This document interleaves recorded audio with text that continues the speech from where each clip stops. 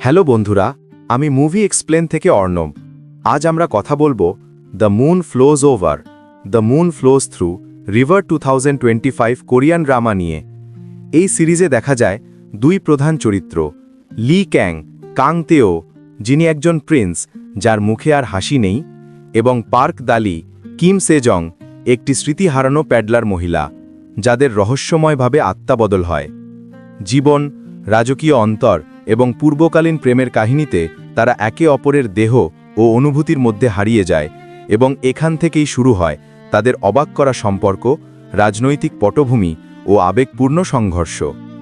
যখন তারা বুঝতে পারে একে অপরের জীবনের গভীর দুঃখ আর স্মৃতি তাদের বাঁধনের মধ্যেই রয়েছে, তখন তাদের ভালোবাসা পরীক্ষার মুখোমুখি হয় এবং নিয়তি তাদের ভাগ্য গড়তে শুরু করে এক অবিস্মরণীয় যাত্রা।